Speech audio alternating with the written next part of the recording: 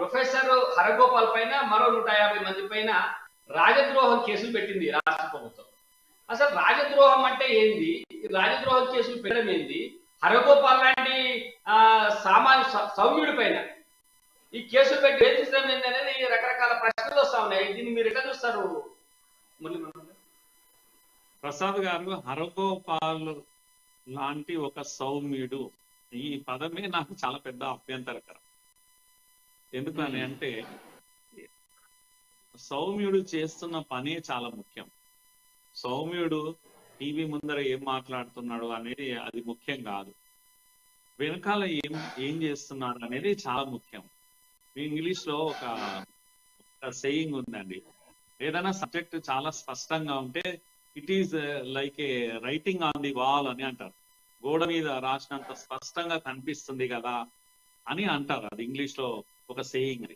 అట్లా గోడల మీద నిజంగా కూడా, సేయింగ్ వరకు కాదు నేను చెప్పేది, గోడల మీద నిజంగా కూడా నక్సలైట్లు ఏమని రాస్తారు అంటే తుపాకీ గొట్టం ద్వారానే రాజ్యాధికారం సిద్ధిస్తుంది. ఇది వాడి సిద్ధాంతం, వాడి ఫిలాసఫీ. కనుక నీవు నేను చెప్పే కాకమ్మ కథలు, ముచ్చట్లు, డెమోక్రసీ, ప్రజాస్వామ్యము, లేకపోతే మాట్లాడే హక్కు, ఇవన్నీ కూడా వాళ్ళకేమి కుదరదు. వాళ్ళు నమ్ముతున్నదే తుపాకీ. అది అటువంటి సిద్ధాంతాన్ని మీరు చెప్పండి, ఆ సిద్ధాంతం మీద చర్చ చేయమని చెప్పండి, వాళ్ళు చేసేది అంతా కరెక్ట్ అని చెప్పండి. ఇప్పుడు వాళ్ళని వెనక్కి వచ్చే వాళ్ళు ఎవరెవరు అనేది. ఇంకోటి, మనం కూడా జర్నలిస్ట్ కూడా చాలా సార్లు భ్రమల్లో పడుతూ ఉంటాం. వీళ్ళు ఏదో పోరాటం చేస్తున్నారు, మన కొరకు చేస్తా ఉన్నారు, ఆ రాజ్యాది కొరకు చేస్తున్నామని వాళ్ళు చెప్తుంటే మళ్ళీ మన కొరకు చేస్తున్నారని భ్రమలో ఎందుకు ఉండాలి? ఎందుకు కత్తి పద్మారావులు, పెద్ద పెద్ద దళితులందరూ కూడా తుపాకీ మోసి మోసి మోసి అలసిపోయి బయటికి వచ్చిండ్రు? ఎందుకంటే ఇదంతా భ్రమ, పేదల గురించి, నిరుపేదల విముక్తి కోసం చేసేటువంటి పోరాటం అని నమ్ముతారు పాపం.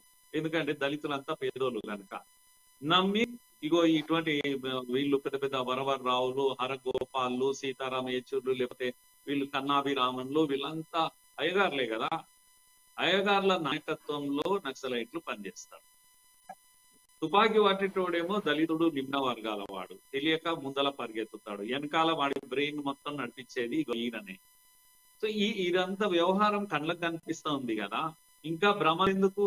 కనుక దేశాన్ని, రాజ్యాన్ని విధ్వంసం చేశాడు. రాజ్యం మీద యుద్ధం చేస్తున్నారు వీళ్ళు. అరే పాకిస్తాన్ నుండి వచ్చి యుద్ధం చేసేవాడు చాలా బెటరు. ఎందుకంటే వాడు ఎక్కడి నుంచి వస్తున్నాడు, ఏం వస్తున్నాడో కాచుకొని కూర్చుంటామో, వాడు మనం ఎదురుగా నిలబడి ఫైటింగ్ చేస్తాం. వీడు మన పక్కనే ఉంటాడు, ముచ్చట్లు చెప్తుంటాడు, నీతి వాక్యాలు చెప్తుంటాడు, కింద మందు పాత్ర పెట్టింటాడు. మన సైనికులు, మన పోలీసు మొన్న పెళ్ళైంటది, నిన్న పెళ్ళైంటది, పిల్లలు ఉంటారు, చిన్న చిన్న పిల్లలు ఉంటారు.